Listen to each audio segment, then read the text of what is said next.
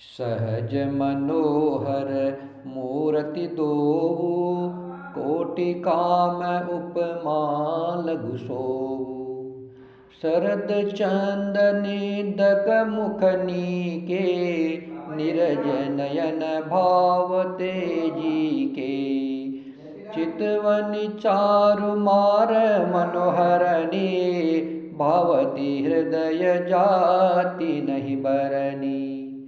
कल कपोल श्रुति कोंडल लोला, चिबुक अधर सुंदर ब्रद बोला।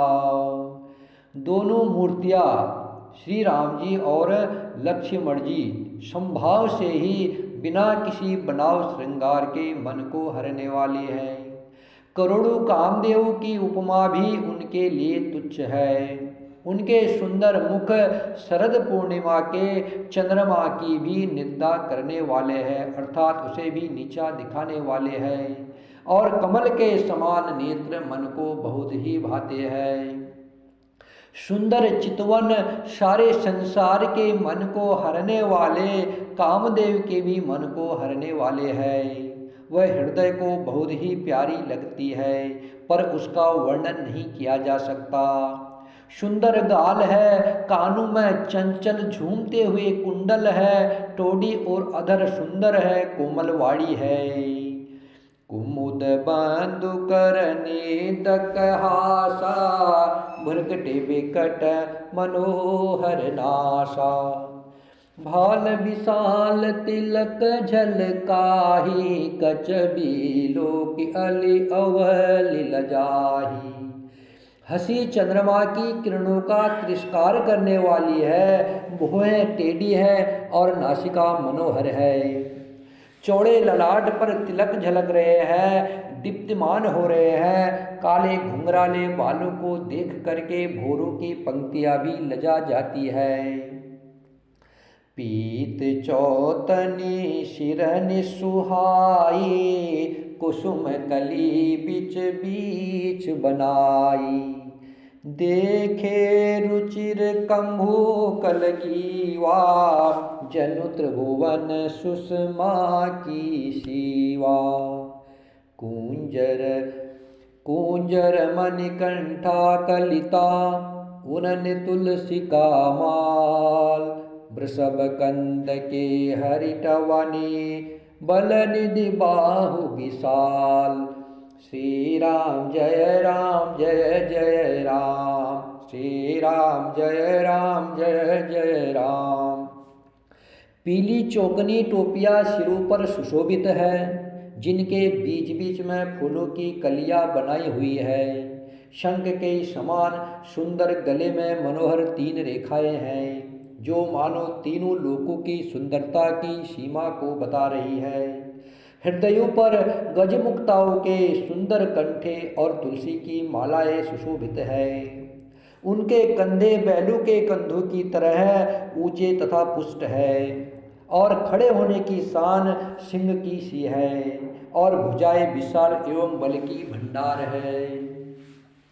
कटितु नीर पीत पट बाधे, कर सर धनुष बाम बर काधे। पीत यज्ञ उपबीत सुहाए, नख सिक मंजु महा छवि छाए। कमर में तरकस और पीताम्बर बांधे है, हाथों में बाण और धनुष तथा पीले यज्ञोपवीत जनेऊ सुशोभित है। नख से लेकर के शिका तक सब अंग सुंदर है, उन पर महान शोभा छाई हुई है। देखी लोग सब भये सुखारे, एकटक लोचन चलत न तारी। हर से जन को देख दो भाई, मुनि पद कमल गए तब जाई। उन्हें देख करके सब लोग सुखी हुए। नेत्र एक टक निमेष शून्य है, और तारे पुतलियां भी नहीं चलते। जनक जी दोनों भाइयों को देख करके हर्षित हुए हैं। तब उन्होंने जाकर के मुनि विश्वामित्र जी के चरण कमल पकड़ लिए। करे बिनती निज कथा सुनाई, रंग अवनि सब मुनहि देखाई। जह जह जाई कुंवर बर दो, तह तह चकित चितव सबको। विनती करके अपनी कथा सुनाई और मुनि को सारी रंगभूमि यज्ञशाला दिखलाई। मुनि विश्वामित्र जी के साथ दोनों श्रेष्ठ राजकुमार जहाँ जहाँ जाते हैं वहाँ वहाँ सब कोई आश्चर्यचकित होकर के देखने लगते हैं। निज निज रुक राम ही सब देखा, को न जान कछु मर्म विशेषा। भली रचना मुनि नृपसन कहेओ, राजा मुदित महाशुक लहेओ। सबने राम जी को अपनी अपनी ओर ही मुख किए हुए देखा, परंतु इसका कुछ भी विशेष रहस्य कोई नहीं जान सका। मुनि विश्वामित्र जी ने राजा जनक जी से कहा, रंगभूमि की रचना बड़ी सुंदर है।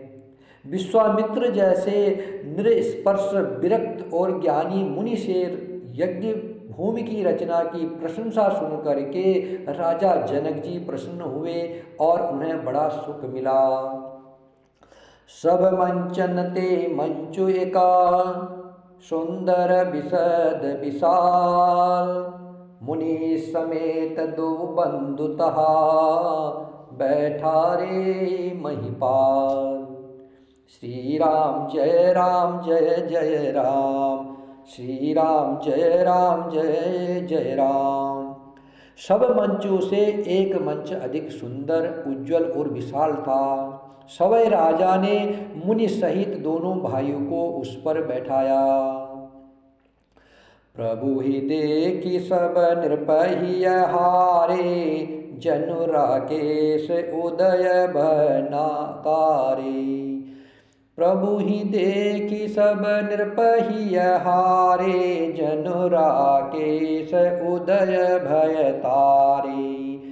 असी परतीत सबके मन माही, राम चाप तोर बसक नाही।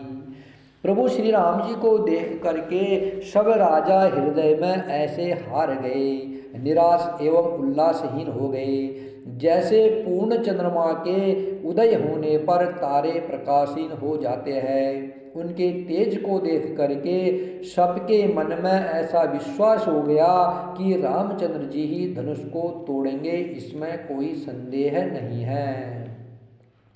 बिनु भजेउ भव धनुष विशाला, मिली है सिय राम उर्माला। अस विचारि गवनहु घर भाई, जसु प्रताप बलु तेजु गवाई। इधर उनके रूप को देख करके सबके मन में यह निश्चय हो गया कि शिवजी के विशाल धनुष को जो संभव है न टूट सके, बिना तोड़े भी सीता जी श्री राम जी के ही गले में जयमाला डालेंगी, अर्थात दोनों तरह से हमारी हार होगी और विजय श्री रामचंद्र जी के हाथ रहेगी। यह सोच करके वे कहने लगे, हे भाई, ऐसा विचार कर यश प्रताप बल और तेज गवा करके अपने अपने घर चलो। बिह से अपर भूप सुनि बानी, जे अविवेक अंध अभिमानी। तोरे हु धनुष ब्याहु अवगाहा, बिनु तोरे को कुंवरि बिहा। दूसरे राजा जो अविवेक से अंधे हो रहे थे और अभिमानी थे, यह बात सुन करके बहुत हंसे। उन्होंने कहा, धनुष तोड़ने पर विवाह होना कठिन है, अर्थात सहज में हम जानकी जी को हाथ से जाने नहीं देंगे। फिर बिना तोड़े तो राजकुमारी को ब्याह ही कौन सकता है। एक बार कालऊ किन हो, सियहित समर जितब हम सोऊ। यह सुनी अवर महीप मुस्काने, धर्मशील हरि भगत सयानी। काल ही क्यों न हो, एक बार तो सीता जी के लिए उसे भी हम युद्ध में जीत लेंगे। यह घमंड की बात सुन करके दूसरे राजा जो धर्मात्मा हरिभक्त और सयाने थे मुस्कुराए। सिय बिहावी राम गरबा, दूरी कर नृपन्न के, जीत को सक संग्राम दशरथ के रन बाकुरे। श्री राम जय राम, श्री राम जय जय राम। उन्होंने कहा, राजाओं के गर्व दूर करके जो धनुष किसी से नहीं टूट सकेगा उसे तोड़ करके श्री रामचंद्र जी सीता जी को ब्याहेंगे। रही युद्ध की बात, सो महाराज दशरथ के रण में बाके पुत्रों को युद्ध में तो जीत ही कौन सकता है।